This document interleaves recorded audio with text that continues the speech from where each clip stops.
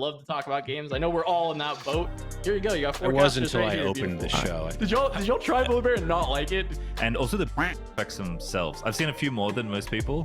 Where you go engage with your local community, and that's what gets you the chance to go. I've played card games for probably longer than Cass has been alive. I'll be honest. I'm an old man. I was shocked how good it was. The game scales really well from 1v1, so you can play 1v1, 3-player or 4-player, and the game scales. Just 63 pages of It's so many rules.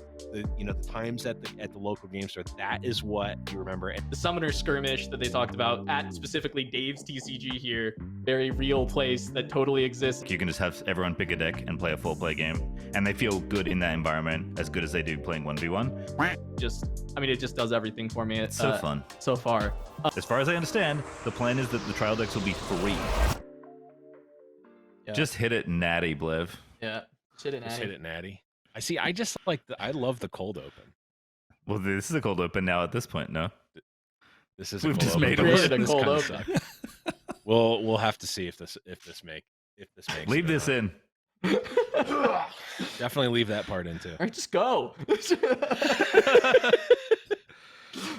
Hello, everyone, and welcome to the Winning Point episode 0. I think we're going with 0. Why not? 0. I'm Blevins, joined by this motley crew of folks. We're going to be talking about Riftbound, the new game that is maybe out in the future when you're listening to this, but is definitely not out for us right now. It's coming out in October. We're all super excited about it, and we decided to make a show about it. So we're gonna do that. We're gonna do a show about Riftbound. Yeah. No, that sounds. We're lovely. also going to talk about it. Yeah, It's great. I just want to make this as awkward as possible. No, this is good. Leave this in. It's almost 2 a.m. Almost 2 a.m. for me, and we're going to be doing it. All right. We're going to talk about Riftbound and ourselves, Casanova. Yeah. Why don't we do that? You want me to start? Or do you want me to intro you so you can start? You want me to start? All right. I want you to start so that you can stop. I can then right now. You want to stop. All right. So this has been the longest opening ever, but I am Casanova. I'm a caster from a bunch of different card games and strategy games in the past. Legends of Runeterra. Right now I'm doing Teamfight Tactics, and I play a lot of Flesh and Blood, qualified for Pro Tours, Nationals, World Championships, etc. So I'm looking really heavily into the competitive side of this game. I want to cast Riftbound. I want to compete in Riftbound. I want to beat people badly at this game, and I'm really looking forward to jumping into it. Is this where I go now? This is where you just jump in, Charmer. This okay, is sure, fine. I was waiting for Blevins to give me the intro that he gave you. I wanted wait for Blevins. Oh God, you'll be waiting forever. It's not that kind of show.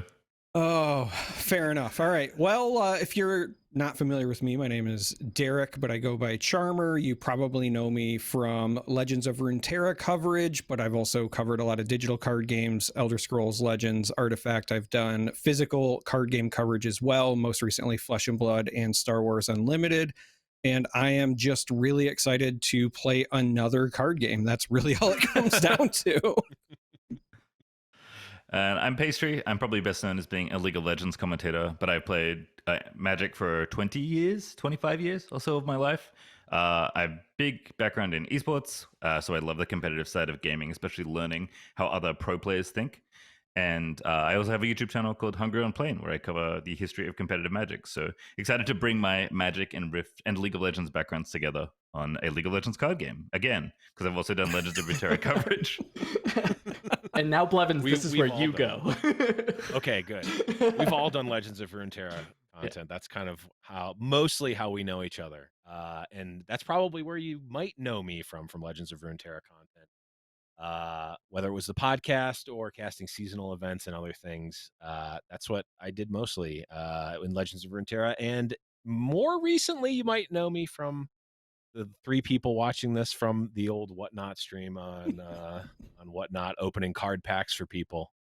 They might know me from that. But yeah, so that's us. We're going to be talking a lot about Riftbound. It's going to be super fun. I want to go and talk about our own personal experiences with Riftbound so far, because the game is not out yet.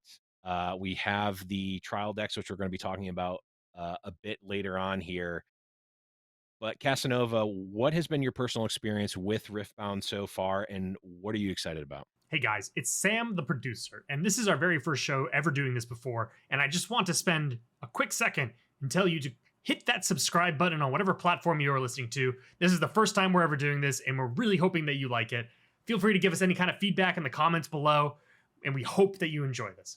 I mean, so I've played maybe 15 games, some 1v1, some in the 4-player modes, right? Free for all, tried a little bit of 2v2 as well. Well, the rules were still very nebulous for how 2v2 was working at the time. And honestly, it's just been a lot of fun. I think the thing that surprised me the most was how much I actually enjoyed the 4-player modes. I've always been kind of like a competitive player. And so I wasn't sure if I would like the kind of like, I don't know, Commander-esque, whatever 4-player mode. But really, it felt really well designed for that, even though it also feels well designed for 1v1. I was worried that like it would lose some of it in translation, but I just really enjoyed kind of the dynamics of the battlefields, of the ways that combat works, showdowns.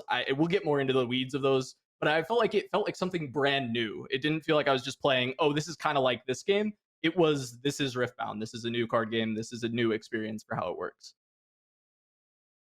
Fair enough. So I'm probably the least experienced in that I haven't actually played any games yet, mostly because nobody near me has printed any off. I am very proud of the fact that I don't own a working printer myself. I don't want to own a printer. And I have not ordered the cards, but I have essentially read everything that there is to have read. If there's a video, I've watched it. I've been doing the deep dive. And it's funny that you say there's nothing else that really reminds you of Riftbound, because I'm excited for it, because I've played card games for probably longer than Cass has been alive. I'll be honest, I'm an old man. But it reminds me of a lot of the old games that I originally fell in love with when I first started playing trading card games to begin with. Specifically, Decipher was a company that made Star Wars and Lord of the Rings games, and both of those were very site-based games, meaning that you had like a battlefield or a site. And the moment that I started looking through the Riftbound stuff, and the fact that you have a deck, because that was the same way that Lord of the Rings used to work for Decipher, it just really got my interest. I mean, I was going to play a League of Legends card game no matter what, but this has really, got me jazzed. So yeah, I have not played yet, but if somebody wants to play, hit me up and we'll do something on tabletop. I'm lucky. I get to play every week. I actually have a lunch hour game that I play at work. For disclosure, I work with Riot on a different product on the LTA North, which was the former LCS. I am a freelancer, so I'm not a Riot employee anymore. I was a long time ago.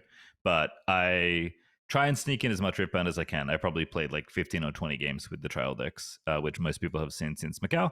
And I was also invited to the recent Influencer Summit for Riftbound, which is really sweet. So I've seen a couple more things than you will have, but for the most part, everyone's core gameplay experience is the same. They've seen the trial decks, they've studied them to death, and if you played, you probably jammed 10 games of those. Yeah. I have a similar experience as well.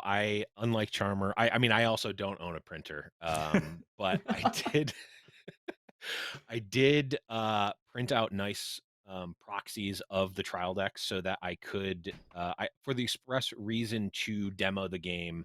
A little bit of background on me: originally from the US, moved to the UK at the beginning of this year, so I had no idea what the card game scene would be. Certainly have no idea what the appetite for a new card game would be. So I'm like, if someone's going to make this game happen here, it might as well be me. So I'm like, I'm going to get the decks, I'm going to print the decks out, and I am going to basically one-man army get the game in front of people. So I've been starting to do that with different local game stores here in the UK, and I played a game which was really interesting with a playtester group that had never played card games before. Huh. Like, a lot of the people I've played with are like, oh, this was a Magic competitive player because those are the people I know, or Flesh and Blood or whatever. But I actually randomly, I go to a playtester group, and they're like, does anyone have a game that they want to play? And no one was like, oh, I didn't bring mine, or someone forgot theirs. So I'm like, well, I technically have a game that I have nothing to do with the development of, but I have the decks and it's not out yet. And they're like, yeah, we'll play. So I got to like, I mean, I've played the like, oh, it's card game pros playing new game competitively or like trying to figure it out, and also person who I had to explain what Magic the Gathering was, and they only had seen Pokemon cards before and were like huge board gamers. So like I've seen the full swath of it. So it's been a really interesting experience demoing the game. I'm really interested in the like live local game store aspect of the game, which Yeah. we'll be talking a lot more about here with some of the organized play announcements. So it's been really awesome to play with the game with people in the flesh that have never seen it before. I'm super jealous of that. I've only played on TTS, right? I haven't actually done the proxies and played in person. I really love that feeling. I mean, card games are, I guess, still relatively new to me as far as physical card games. I started maybe like 3 years ago. I know you guys have a lot more history on it than me, but I fell in love with it, and so getting to actually play Riftbound in person again is going to be really exciting. It was like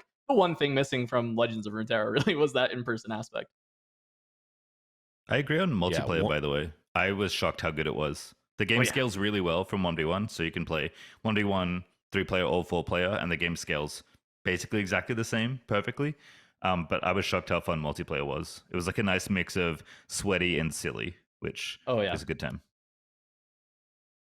Some of the better games of Commander of mine have been competitive players playing like wacky but still high powered decks, and we're still like cutthroat trying to win.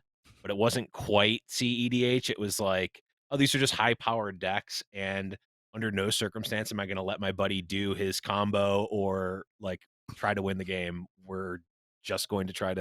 We are all going to try to win the game, but we're doing it in a wacky way. And that is how I felt the like multiplayer experience as well. So that's really been quite nice.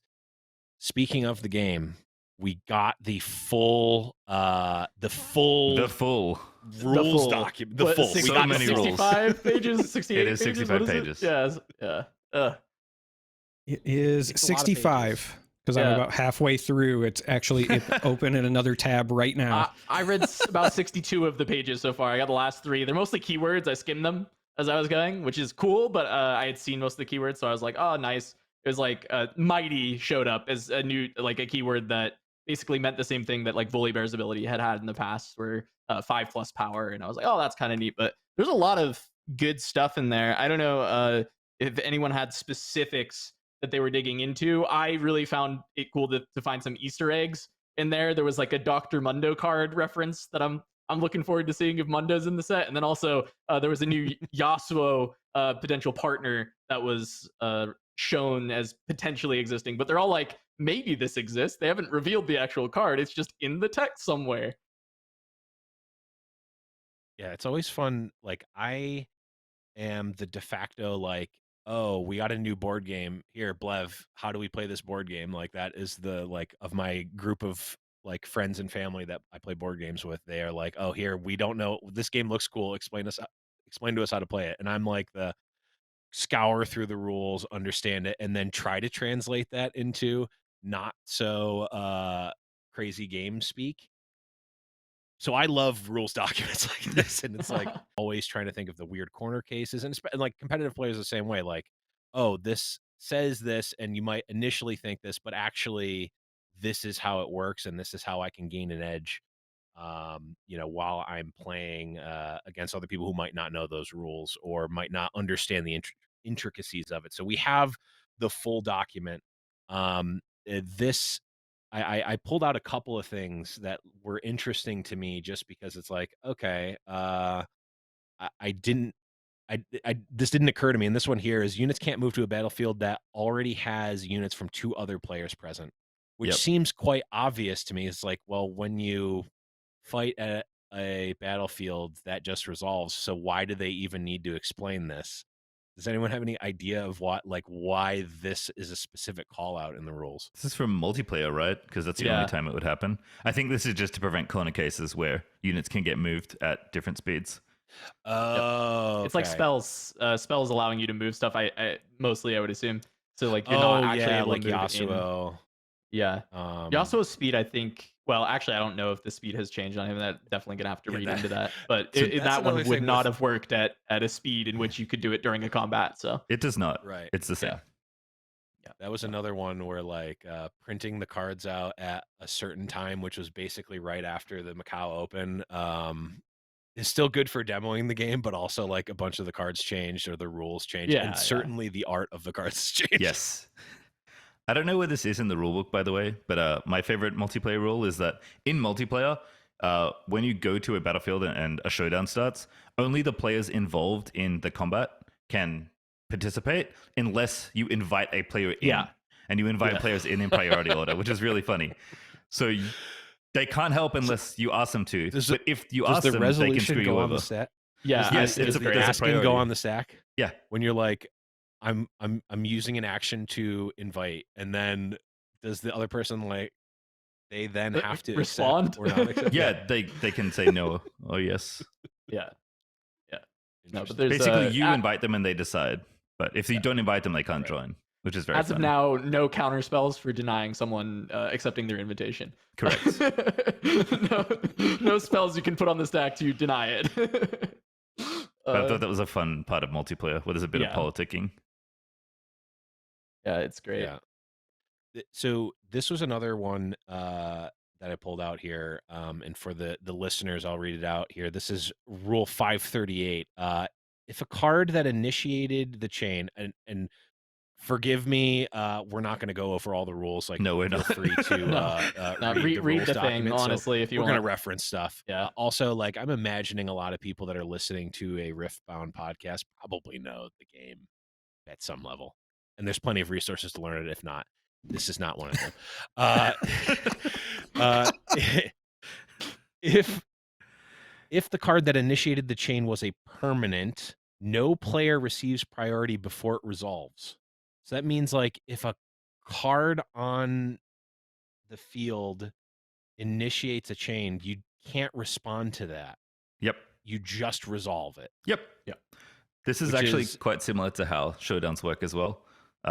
When you Okay. play an action at action speed in showdown, the spell fully resolves, and then the other player gets a window to play a spell. If you played Flesh and Blood, it's kind of like attack and defense reactions. Not exactly the same, but it's kind of like that. But yeah, you basically fully resolve most things unless you start a chain, and mostly only reactions can go on the chain. This is just a special instance, I think, of like them wanting to preserve how permanents work, so it's a little less clunky. So, but if my understanding as a Magic player is that this would work quite differently to how triggered abilities of a permanent would work. Yes, 'Cause they I would just believe use so. the stack like normally.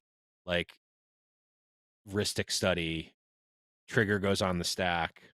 You can respond to that trigger before it ever resolves. Whereas in Riftbound, like that Ristic Study trigger, of course, that card doesn't exist in Riftbound that we know I hope of. not. That player would just like, oh yeah, I'm just going to draw the card right now, with Ristic Study. Yeah, I think the So that's- biggest one for this is like Yasuo's attack trigger. Mhm. Yeah. He'll just deal his might.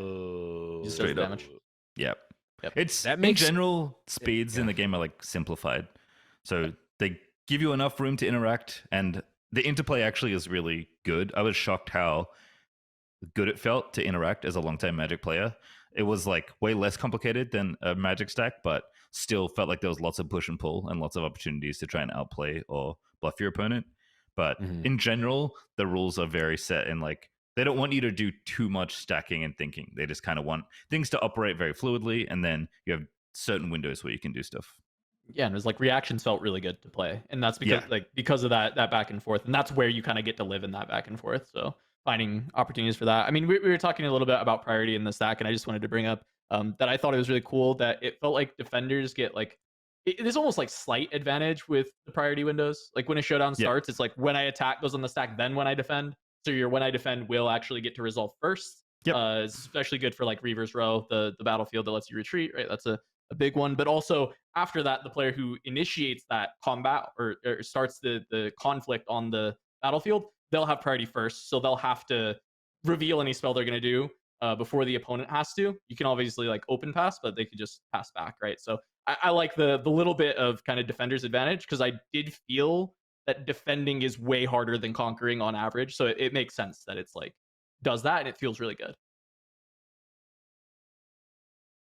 So, as far as things that I was really excited about when I was reading through the rules, I like to consider myself what I would describe as like an amateur game designer, in that like I've not shipped anything myself, but I have worked on a number of games, and usually the things that excite me are anything where I can see the future depth, right? Like you want games that will have a really good, strong foundation, but then they also have a lot of room where you can go. And so when I was reading through the rules, one of the things that jumped out to me specifically was that they already have baked into the rules what to do if the number of battlefields is different, right? So I'm looking forward to, whether it's heroes that destroy battlefields or cards that maybe let you bring an extra one, right? We know chaos is one of the themes for some of the champions, for example, and so it'd be kind of fun if like in the future they just literally make the battlefield chaotic or whatever, right? So the battlefield thing and them already having rules for that has me excited. I like that the game was designed with multiplayer in mind, but I also think that there's still more room to grow there as well. Some of my favorite, Magic formats of all time were fan made, we'll say, right? So obviously everyone talks about, EDH or Commander, right? That was something that started within the community. But whenever I would play Magic, I used to love like the Emperor format. And if you're not familiar with that, it's a 3-on-3 format. This game already has 2v2 rules that they're working on, but I'm really looking forward to, hopefully like a 3v3 in the future, especially just because if you're coming from League or something where you've got 3 lanes, I just think that that's also very thematic, right? So you can literally say like, hey, let's all just rush mid or whatever. But also just other fun game modes. Again, like it'd be kind of fun if you were just like, hey, let's play, essentially like an Aram mode or something. I think that there's a lot of legs here, and I'm looking forward to what they do for future sets as well. Yeah, it's kind of neat that the 3 lanes is kind of referenced in the multiplayer as well with the 3 battlefields. And I didn't even think about that with the battlefields, that maybe they could add something where like a hero's ability could make it so you're actually playing with 3 battlefields in a 1v1, because like it makes sense that they need the rules anyway for multiplayer having 3 battlefields and then there's 2 in the 1v1. But there's actually not really an inherent reason that there couldn't be a third in a single player based on some kind of interaction within the game. So that is some future potential stuff that could exist. That's kind of neat. Yeah, battlefields are probably my favorite thing about the game, and mainly to me because they're the most unique. I've never played a card game that had anything like it, but so much about like mobility is really important in the game, so moving back and forth between battlefields, and also the battlefield effects themselves. I've seen a few more than most people. There are a lot of battlefields in the first set, and they changed the game pretty dramatically, which is cool. Also, I know in best of 3, I think the current plan is that you bring 3 and then every game you have to pick a new one, so games will change dramatically, like even without sideboarding, which also exists, just because of the different battlefields. So it's interesting that like you build your deck for this one main battlefield, but in a best of 3 you have to win on another one that's probably worse for your deck. Yeah, I actually played best of 3 sets with a friend of the show, Mr. Emotional, and with those rules of swapping the battlefields in it felt incredible. Like nice. The best of 3, like you pick one, you have your strat around it, and then you're trying to pick to like counter the opponent that you're playing. It was really, really good. So I'm looking forward to the depth that those battlefields bring to competitive. Yeah, it is another axis to that we don't get to see a lot. The closest thing that I've played is, I guess, like Marvel Snap, kind of, where like the different battlefields do drastically change the each individual game, but you're not bringing those battlefields. Like those are just randomly generated by the game, which feels fun for like that game experience, which is literally this number of turns, you're done with the game and you go to the next one. But in a competitive game where you can actually like build your deck around your battlefields and amplify your deck and try to counter your opponent's deck, it feels really good, and fresh if nothing else, which is really cool. Anyone else have anything with the rules that they saw that were interesting? Nope, it's just 63 pages of It's so many rules. Beauty. It's great. It is beautiful. Yeah. It is. I joke, but I really do like it. The thing that has probably got me the most excited about these new announcements with Riftbound is the organized play that has been announced. We've got the full article, which I'm sure we'll put in the show notes here. Yep. We've got events from in-store, locals weekly, all the way up to world championship level, and like a pipeline that leads us to from one to the next. Like as an old school Magic player, like and like Flesh and Blood player, like this resonates with me. Like this is what I was hoping for when they said that, oh, we're gonna have organized play, and like we've heard that before, Yeah. and like we were waiting for that for lore for so long, and we've heard that from so many games, and it's just like Yeah. it's not gonna happen, But is this it? But is here, great. day zero. Yeah. This is speaking my language for sure. I mean, I've been really ingrained in the competitive Flesh and Blood scene. I go play my pro quests. I win my pro quests. I go play the pro tour. I go travel to callings to try and get PTIs so I can make sure that I can go to the world championship or have backups in case I miss an invite. So I'm really excited to engage with this, and the fact that there was, the summoner skirmish that they talked about at specifically Dave's TCG here, very real place that totally exists, and Dave Yep. Gaskin didn't tweet that it doesn't exist. But I'm looking forward to that path to pro kind of thing that exists. It should exist like this in TCGs, where you go engage with your local community, and that's what gets you the chance to go. I love the ability to go to my local, go play against the people that I'm playing against every week in our like little weekly tournaments, and everyone's trying as hard as they possibly can, and then you get to go from there. And the fact that they even announced Atlanta, I know there was a clarification that all locations are still technically TBD, but Atlanta in December sounds incredible.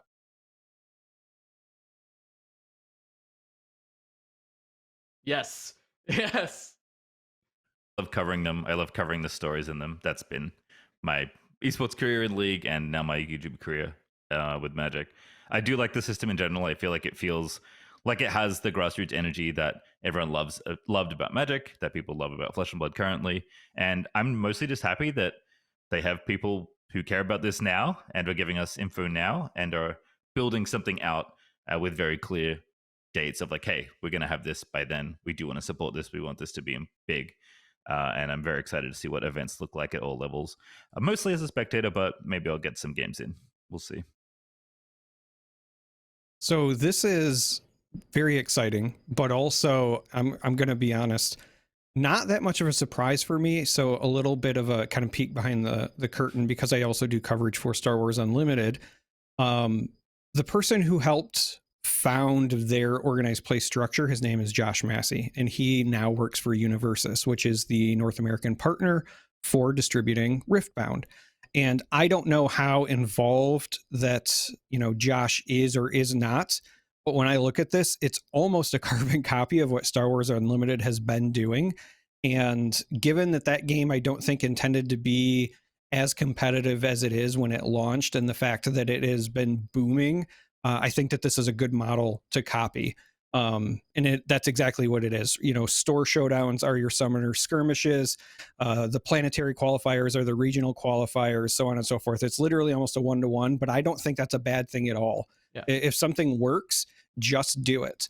The other thing that I thought was really interesting, because most card games end up doing it in one way, shape, or form at some point, with maybe the exception of Flesh and Blood. But I was also very surprised that they've already called out rotation as being a part of the game, and that in that announcement, I believe they said that the year was 2028. So like that's when they expect that to start. So just the fact that they were upfront from the get-go to say, hey, this is already something that is also on our mind, gives me confidence as a gamer, because that means they're planning for the future and not, just seeing, hey, if this works, and then we'll invest, more resources into it. They very clearly have this long-term vision for it. And so I feel really good about that. Yeah, I don't think it's a surprise, but like they've already started planning the next sets. They have a cadence they want to release them every year. They're clearly thinking about the future of the game, which, by the way, I think got greenlit like start of last year, something like that, which is pretty Fast. ridiculous. So That's this is getting insane. made Yeah. very, very quickly, and Mhm. it's important to them that they have, all the stuff ready to go for people that want to play casually in the store and people that want to get sweaty and play competitive. So it's just great to see infrastructure and effort being put in. I mean, Riot's kind of known for this in general, but it's cool to see it being applied to a type of game they've never made before, right? Riot's never made a physical game. Yeah, and like we experienced the hope of this for lore. Like Cass and I were casting weekly tournaments for NA and EU for Yeah. 14 hours a day or whatever. 2 days a whatever week, we were 14 doing. hours a day. Yeah. Yeah, That was it was COVID though. We insane. didn't have much better to do. That's true. There wasn't much better to do. But like what it felt like was, I think if I remember correctly, they said, "Hey, we don't have plans for competitive," and we were like, "Well, then we're just going to do it." And the community kind of rallied behind that to an extent. And then we eventually got seasonals and other, cool events, but it was almost like an afterthought, right? Where it was like, oh, they put these events together, or maybe they had plans for them, but it was not from the forefront like, oh, we are going to have organized play, we're going to support organized play in some way and really push that. It was, oh, we have this cool card game, it's a digital card game, and oh, people like to play it competitively, cool, we'll have an outlet for that. It's a big difference having a company say, oh, here is organized play. Organized play is a very important part of what we're doing. And like, as many of us have been playing card games for many years. Like we grew up in the game store. I literally was at a Magic pre-release a few hours ago, and in another few hours, I'm going to be playing another one if I wake up in time. So like it to me, like lore, Legends of Runeterra made it made me like some of my best friends that I've ever met. It has formed this amazing community online, but there's something about the gathering part of Magic the Gathering that really brings it home. I played competitive Magic for a long time. I remember maybe a couple of decent events I had or that my friends had if they won an event, but it's like it's the drives to the Grand Prix that we remember, that we talk about years later. It's not the, oh, I went 5-2 and then went 0-3 on day 2 and scrubbed out. Like no one cares about that. It's the like, oh, well, remember that time when the front door was broken, so we all had to like jump out of the window to get out of the car because there were 7 of us in there, and then we ended up sleeping on the like those are the things that you remember. And like the times at the local game store, that is what you remember. And like having a reason that is from the company, that is supported by the company, to be at the local game stores and to try to get to that next level and to push that next level, to me is super important. And if you've never played a physical card game before, I just urge you, go to your local game store. If they don't have Riftbound, ask them about it. They can reach out to the proper distribution channels to get that in. Start a club or something at your game store, or join the one that's there. I promise you, it's not like the memes from like 15 years ago where everyone was super cutthroat and awful. Game stores are way better memes. No, like, okay, trust what he's saying though. So Blevin Charmer, they're the reason I even play paper card games anyway. They made me go to a Flesh and Blood event with them because I knew them from Legends of Runeterra. And now it was fun. It was so much fun. I had so much fun that now I travel the world with other friends I met in Legends of Runeterra to play Flesh and Blood. And I'm hoping that I get to keep traveling the world with them to play Riftbound, or I'm with Pastry, cast Riftbound. I love to talk about games. I know we're all in that boat. Here you go. You got 4 It was casters until right I here. opened Beautiful. the show. I think I kind of threw my chances Well, yeah, out with that it's one. just anything Yeah. you've said since the open too, probably just. Blevins was talking about those memories, and I just can't help but think about when Cass and I were literally playing Flesh and Blood on a pool table in a bar. Yeah. Because we wanted to play in between night 1 and night 2, and we were out with the boys drinking, but also wanted to jam some games. So I thought you were going to talk about the time that the waitress at the hotel tried to pick up. was not gonna mention any Bon Jovi stuff. Also, I went to get this. So talking about physical Riot. you Oh, know, there are physical some. Riot products. We can play competitive Tellstones. Yeah, we can listen to the Goo When Goo we Dolls meet while up. we do it, you know? Oh, God. Oh, All right. okay. I got my piece out All on right, OP. all right. Anyone else? Anyone else excited about it? No, we're excited about it. We think we're all can go excited. next topic. I think we'll be talking about OP plenty over the course Yeah, of the for sure. pod if you tune in. I mean, OP is going to be probably one of the pillars of what we want to talk about here. We're all Yep. enjoy competitive and competition, so we'll be watching Yep. it very closely.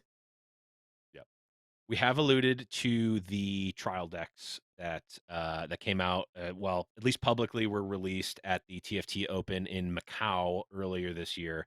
We got the Victor deck, Yasuo deck, Jinx, and Volibear. Hey, he's got him thing right there. You got the fancy ones. I've got the scuffed ones. I in have my- those in too. my backpack. Where I literally forgot to. I just messed up and didn't print off one of Victor's champion spells, so I just have it written on a token. What it does. It's so unbelievably scuffed.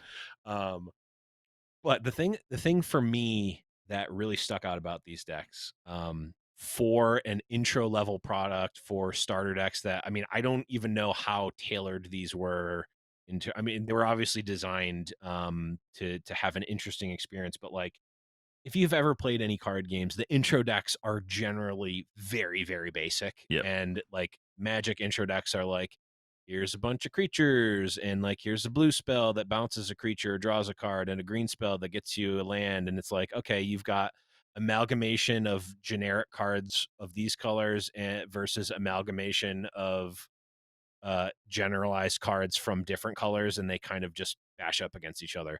And like, felt the same way in early Flesh and Blood too. It's like, oh, here's some attack actions, and here's some, here's some blocking. Like, it's very, very basic. These intro decks, to me at least, have felt very unique and very different in their playstyle. Like the Victor deck is clearly a go wide tokens deck, and it feels like that. The Jinx deck is a hyper aggressive, like go all out, kill your, or, get your your quick creatures and take battlefields really quick. Volibear is a ramp deck. Yasuo, like a very clear control deck. In intro products, I just don't generally see those archetypes as expressed as well as they are in these intro products. How did you guys feel about these? I love these. I've obviously played way too many games with them. I think the two most impressive things for me are, one, they play well against each other, and also in multiplayer groups. So like you can just have everyone pick a deck and play a 4-player game, and they feel good in that environment as good as they do playing 1v1.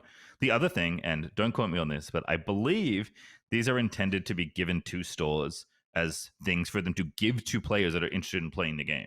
So these are genuine intro decks. Like, you can get these, as far as I understand, the plan is that the trial decks will be free if you go to a store that has them, kind of like the welcome deck for Ira was for Flesh and Blood. Mm-hmm. So this is a way to actually onboard people, get cards in their hand, and get them playing the game. And based on this experience, I think people are going to have a very good onboarding to the game. Yeah. And that's one of the other things I've found that's been really nice, especially as someone that's taught the game to lots of different people at different skill levels. Mm-hmm. The game itself has a really nice feeling learning curve where it's pretty easy to get onboarded, but there's a lot to learn and master as you play. So it feels very smooth, which is nice, which is funny. It's like the opposite of League of Legends now, which is like really hard to get into. Yeah. But once you get into it, it's really sweet. Yeah. No, that's really cool. I've really enjoyed these as well. It feels more like I get staples in the deck than I have in other things. And I don't even know if that's true, because I don't know if the set comes out and suddenly like, these cards are terrible and I don't want to play with them anymore, but they feel really good to play when I'm playing the deck right now. So I kind of like it makes sense that they would still exist. Like when you play Yasuo and you're able to get out the partner that is actually, the on attack trigger of might, and you're getting to move stuff around, it feels very strong. When you combo off with Kayn, moving multiple locations and becoming invulnerable, right? It feels very strong. And I question, like, okay, what's the cost curve going to look like in this game? Who knows? But the things I'm getting to do feel very powerful for a starter deck, which, I mean, if you couldn't tell, Yasuo is my favorite one to play, but I like playing all of them. Yasuo is just so much fun to be able to have the different combos that this deck could pull off. And it was very controlling. It was really, I look forward to more decks that allow me to move things Mhm. around and shift my units a lot.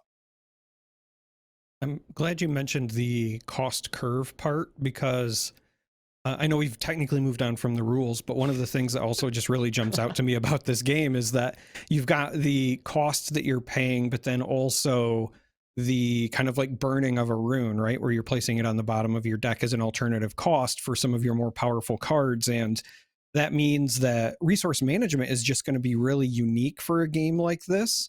And there very well could exist decks where your cost curve is your more traditional linear curve, like if you're coming from Magic or Star Wars or whatever, and you're wanting to play things that have a bigger number in the top left corner. But it also could be something where the costs themselves are still very small, but because you are jamming those runes back on the bottom of your deck, your curve is like compacted but also limited, right? The power scaling just, I think, has a lot of potential. As far as the trial decks go, I was a big fan of Jinx, but that's just because when I play Flesh and Blood, for example, I like to play very aggressive decks where I get to use my whole hand. I like to do the thing on my turn, and Jinx definitely makes sure that you can always do something, right? You're probably going to empty your hand more often than not, and so that really appealed to me.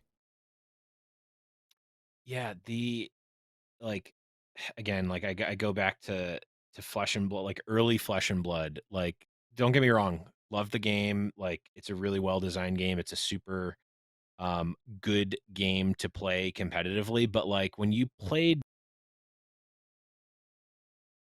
the feel different, but it like the whole point of that game in the first set was like just make as many attacks that are 4 power and do it as many times as possible. Like that is what it was. And like, does that feel like a warrior? Does that feel like a brute? Like some of the cards did feel like that, but it's like, oh, Jinx, hyper aggressive deck. Jinx Use does your feel like resources Jinx. to get as many things. Jinx feels like Jinx. Yeah. Victor's like, I'm putting out a bunch of tokens and doing a thing and going wide. Volibear is also a deck that you can play. And then Yasuo definitely feels like a control deck. Poor Volley Hey, respect the Poor boy. He Volley. puts big guys on the board and they're mighty. Yeah. The new I will- keyword, So- mighty. there. So Real quick, we were talking about that these kind of trial decks, Pastry believes the intent is that they will be free, but we do know that there are also some decks that are available for pre-order that you can purchase. And I just wanted to point out to Volibear's detriment that he's actually not one of them. So there are 3 decks that you can buy that are pre-ordered. It's Victor, Jinx, and I believe the other one is actually Lee Sin, who's not part of the trial decks, but it says a lot about our poor furry friend that they were like, no. Like, we don't want you to accidentally buy this deck. This poor guy catching all these strays. Did y'all try Volibear and not like it? Did you not have fun No, playing the red I had a for what great it's worth? time. I like the red deck. I actually also did quite like Volibear once I understood like generally how you're supposed to play the game. I will say I did have one of my new players that was in the playtesting group get very frustrated playing Volibear, where they're like, I don't get it. I only have 12 runes in my deck. I can only play one thing per turn, and I need to take 2 things. How am Yeah. I ever going to win? And I'm just like, I didn't have the heart to tell him, like, did you think about like not attacking with your guy the very first instant you had the chance to do it? Like, did you think about building up a board and trying to defend it? And they're like, I just didn't have the heart to tell him, but he was quite They've frustrated. You know never had what? a team fight before. You got to get together as a group and then It's true. team fight. I They're I in the got jungle on, I playing got on y'all's Minecraft. case about it, but if I have to rank the decks, I put Volibear fourth. So I guess I'm a hypocrite here. Yeah, Actually, that's still higher than So- I rate him. I put him 5th out of 4 actually. Oh no. Damn. Oh no. But I also like. I did more win the last aggressive game I stuff, played so. Volibear with. Yeah. Um, Oh We should talk about Oh, stuff that isn't geez. out yet because yeah, we should. it seems really sweet. Yeah. So if you don't know, there are Well- 16 legends that are announced. 4 of them aren't in this list that we're going to show you, but the other 12 are, and you know some of them, but we don't know what the cards do. I don't even remember what they all do, and I've seen them all technically. But all the archetypes are out, and there's some cool stuff in here. I think I was impressed when I saw the set how many different card game archetypes they managed to cover. And then, of course, they have some extra stuff that's kind of special to them, mostly about mobility, which is, I think, one of the reasons Yasuo is so cool, because it's different. You don't have the need for mobility in other card games. So Yasuo does something unique, and it's my favorite champion, so he's cool. Who wants to talk about a legend they're excited about, or should I just keep going? No, I can go first because I know we can't have you talk too much. You don't want to. You know too much. That's true. I do know for too this much. slide.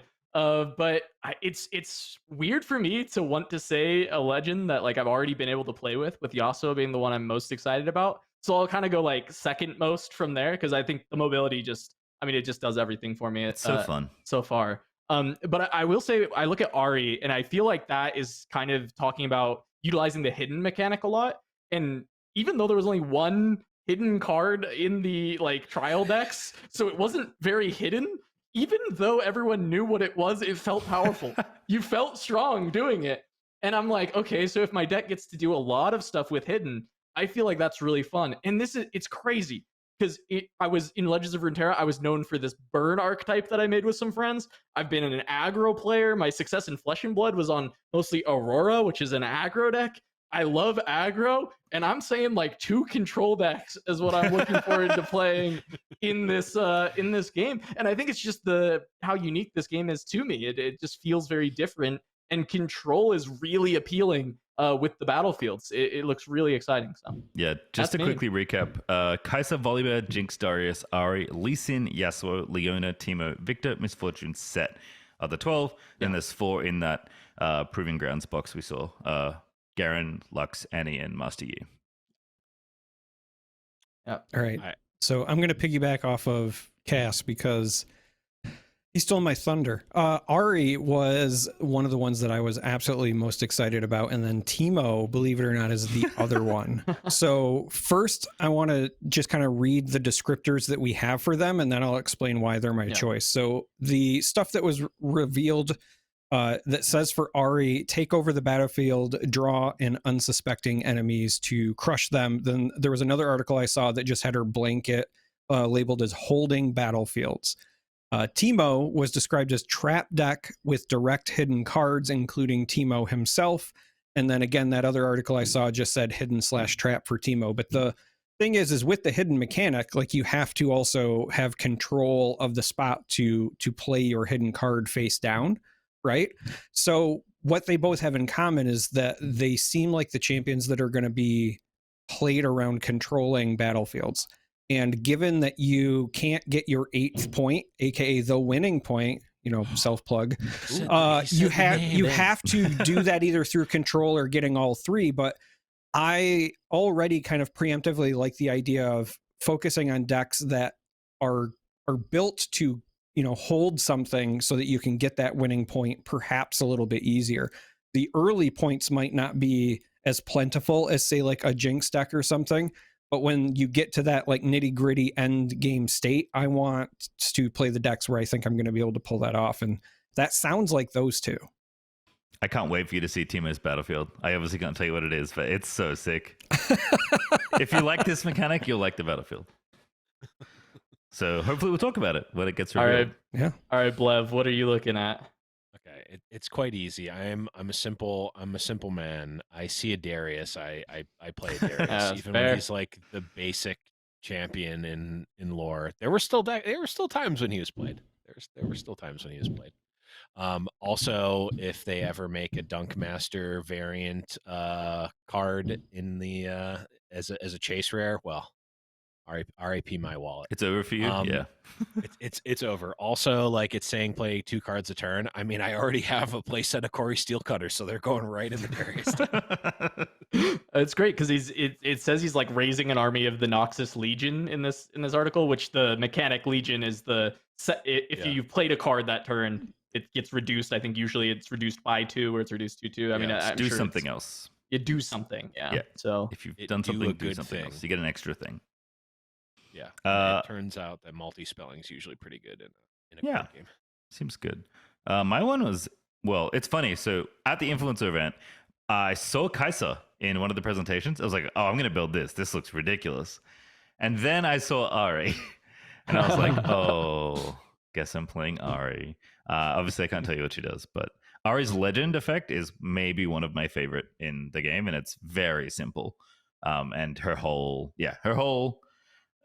thing is really cool. Definitely cares about holding battlefields, but I'm excited for people to see the cuts. It's just making me even more excited about playing Ari because I also just like the champion. I played a lot in the league back in the day, back in my heyday of being a semi-pro league player and playing mid lane, playing a lot of Ari. So It's literally where Charmer comes from. So Oh, nice. oh yeah, there we go. Got yeah. a bunch of Ari enjoyers. I'm all in already. Well, when this comes out, it should be spoiler season. It's starting on Monday. That's when this first episode is getting released. And we actually did get a single spoiler. Exactly one. Got one. Before spoiler season officially begins, which I think is running for 6 weeks, which is a ridiculously long season. But there's a lot of cards to get through, I suppose. Who's Well, excited everybody about getting panic. excited? I'm panicking. I'm excited. It is a familiar card to us coming from Legends of Runeterra. The art, of course, being the same as Get Excited from there. But I actually really like the effect quite a bit. It reads action, so you can play it on your turn or in showdowns. Discard one, deal its energy cost as damage to a unit at a battlefield. Ignore its power cost. So I think this is a really flexible amount of damage that you're getting for the cost of 2 and a recycle of red. So I feel like this should be a relative staple because I do think removal spells or just spells in general tend to be quite strong in this game. Yeah, it feels like it's an expensive card, right? Like that. I mean, 2 is not expensive, but recycling a red is not nothing, and discarding a card. Obviously, when you know Jinx refills your hand when you have 1 or fewer cards at the beginning of your turn. Yep. That's better. But like normally, like if this were a Magic card, which is I think where a lot of people's frame of reference is going to be coming in, is like 2 mana or like 2. I don't even know how you evaluate the runes like in Magic terms, but like 2-ish mana, discard a card, deal damage equal to its cost. Be mana to a value in unit, Magic. like that, but mana value. Is not a card I would be super excited about, but I think like the like battlefield control is obviously the entire game. Like that is how you win the game. You can play this in combat or like during a showdown, which like having combat tricks is going to be, I think, even more important in this game than it is in Magic. So like I think this might be, to me, it like when I first read it, I'm like, I'm not super excited about this, ironically, but I think when you peel back the Magic bias a little bit, like it starts to really get exciting. I like to add that, we already see some discard synergy in the Jinx starter deck. True. Flame Chompers, right? Like you're able to discard that. I believe the cost on Flame Chompers is like 3. So you're getting 3 damage and you can develop it afterwards. Yeah. And I think that's pretty neat. I expect there's going to be, or at least suspect that there will be more things that can actually synergize with that discard that you can get kind of that plus value additionally. Yeah, we haven't seen a lot of... Sorry. Oh, I was just gonna say, looking at what was just put up on our screen here, the Super Mega Death Rocket is obviously like an insane card on its own, but also in situations where you don't have the full play that, but you do have the 2 for the Get Excited, because this is a card that you can also get back later. That's also more of that discard synergy. And one of the things that I really like about the card is, again, kind of thinking from the game design standpoint, it creates tension when deck building, because Jinx is very clearly going to be the kind of deck where you probably want a bunch of cheap things to empty your hand and then take advantage, or have cards that let you discard to take advantage of her, innate ability. But the cheaper your cards are, the less effective Get Excited is. So if you've got some expensive stuff, or if the meta shifts and suddenly you're like, I need to be able to deal 5, 6, or 7 damage with this, well, now you have to include some more expensive stuff and you run the risk of maybe bricking your hand. So there's that like deck building tension and kind of a bit of a puzzle to solve. But I love that. I love that kind of like rewarding you with making those decisions. Yeah, we didn't talk about signature spells, but for what it's worth, I think every legend has one. and you can only play them if that's your legend. So Jinx can only play Jinx's signature spell. You don't have to, but you only can if you're Jinx. Also, Death Rocket is like regular spell speed, which is slow basically in this game.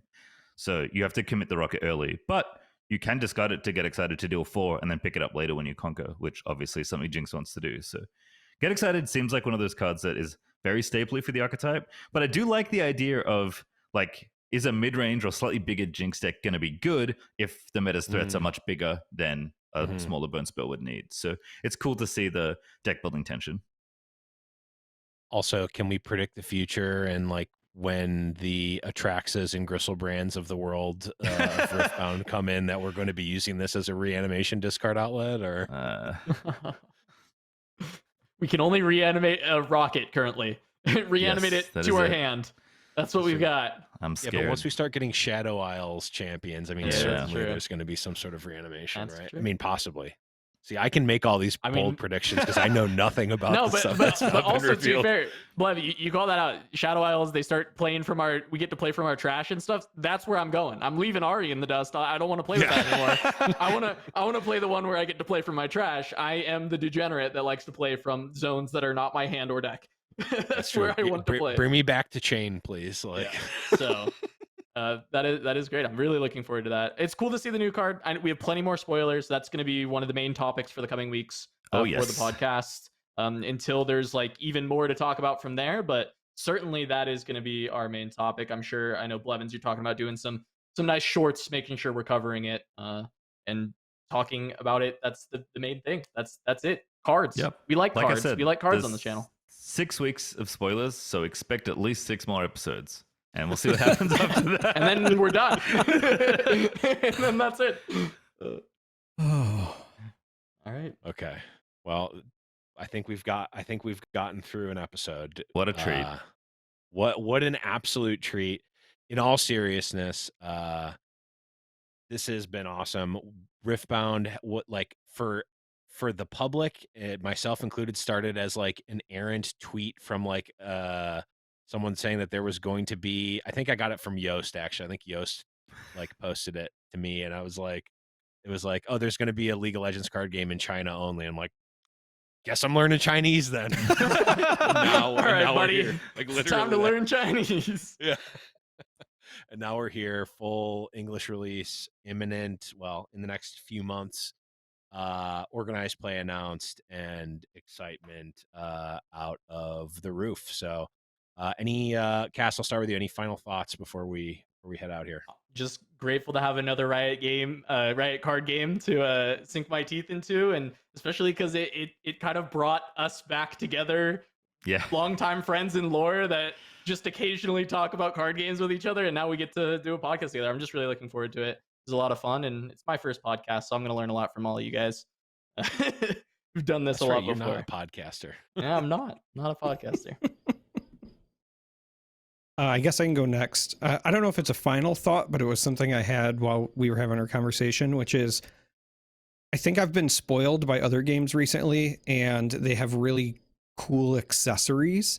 And because this game is designed in such a unique way, I'm already thinking of like, what does buying sleeves for this look like? Because you're going to have battlefields, you're going to have your runes, and then you're going to have your deck. And so I'm probably going to want different colored sleeves for all of those with different backs and different cool custom stuff.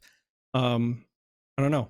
I'm looking forward to that. I'm looking forward to cool play mats as I'm literally playing on my Legends of Runeterra, play mat that I use as like my mouse pad here.